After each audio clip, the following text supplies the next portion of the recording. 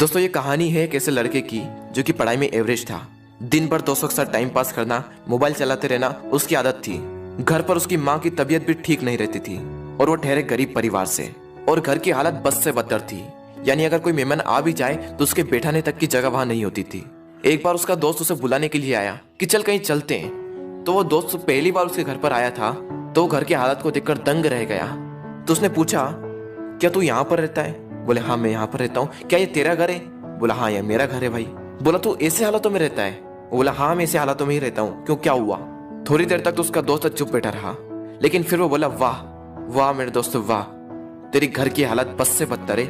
माँ घर पर बीमार पड़ी हुई है, पापा दिन रात काम करके थोड़ा सा पैसा जुटा पाते हैं और उससे घर खर्च चलाते हैं, और तू दिन भर मोबाइल चलाते रहता है, दिन भर दोस्तों के साथ टाइम पास करता है। तुझे अपने करियर की कोई चिंता नहीं और तेरे घर की हालत बस से बदतर हो चुकी है। तो एक बात बता, किसको धोखा दे रहा है? अपने आप को, अपने माँ बाप को, किसको धोखा दे रहा है? उसके दोस्तों ने कहा तू चल मेरे साथ। वो बोला कहाँ चलना है? नहीं तू चल मेरे साथ। तो उसका दोस्त उसे वहां ले गया जहाँ पर उसके पापा काम करते थे। उसके पापा एक फैक्ट्री में मजदूर थे। वो वहां पर बैठे हुए थे, पसीने से तरबतर होकर हालत बस से बदतर हो चुकी थी, शरीर में पेन हो रहा था, और उनके पास में उन्हीं की फैक्ट्री का एक मजदूर और बैठा था और वो उनसे कुछ कह रहे थे। और वो कह रहे थे कि यार मेरी पत्नी घर पर बीमार है, इलाज कराने के लिए पैसे भी नहीं है, मैं दिन रात मेहनत करके सिर्फ 2 वक्त की रोटी जुटा पाता हूँ और उससे सिर्फ घर का खर्च चलता है और कहीं पैसा बच ही नहीं पाता। अभी तो बेटे के स्कूल की फीस भी भरनी है। यार इससे बेहतर तो मौत ही है। जिंदगी दुख का दूसरा नाम बन चुकी है। मैं तंग आ चुका हूँ इस जिंदगी से। अब तो सिर्फ मेरा बेटा ही मेरी आखिरी उम्मीद है। उसके पापा कह रहे थे कि देखना एक दिन मेरा बेटा इससे भी बड़ी फैक्ट्री का मालिक बनेगा।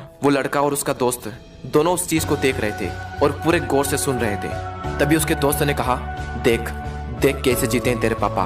तेरे पापा तेरे से कितनी उम्मीद लगाए बैठे हैं, देख जरा एक बार। लेकिन क्या तुझे लगता है कि इस तरह से तो उनकी उम्मीदों पर खरा उतर पाएगा? एक बार तो अपने पापा की हालत को देख कि कैसे जीते हैं, और एक बार तो अपनी हालत को देख कि तू कैसे जीता है। वो 2 कौड़ी का मोबाइल तेरे पापा से पढ़कर है, वो 2 कौड़ी की लड़कियां जो जिंदगी में सिर्फ कुछ पलों के लिए आती है और फिर चली जाती है, वो तेरे पापा से पढ़कर है। वाह मेरे दोस्त वाह, ये तो सिर्फ कुछ दिनों के लिए आएगी और फिर चली जाएगी। अरे बदल अपने हालातों को। यह सब देखकर और यह सब सुनकर उस लड़के के खून के आंसू टपक गए, और उसने उसी वक्त निश्चय किया कि जिस फैक्ट्री में मेरे पापा काम करते हैं, आने वाले 5 साल के अंदर अंदर इससे भी बड़ी फैक्ट्री का मैं मालिक बनकर दिखाऊंगा। और उसके अंदर से चीख उठी थी कि मुझे कंपनी का मालिक बनना है, एक बहुत बड़ी कंपनी का मालिक बनना है, नौकर नहीं बनना है। और जैसे ही उसके अंदर से ये चीख निकली, वो दिन के लगातार 10-10 घंटे पढ़ने लगा।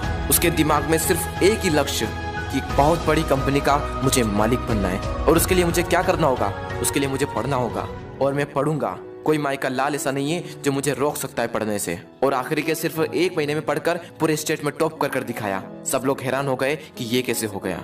सबकी आंखें फटी की फटी रह गई। सब लोग दंग रह गए कि हाउ इज दिस पॉसिबल। जब उसका इंटरव्यू हुआ और उससे पूछा गया कि ये सब कैसे हुआ, तब उसने कहा कि मुझे जिंदगी में कुछ नहीं चाहिए, मुझे तो सिर्फ अपने पापा के सपनों को पूरा करना है।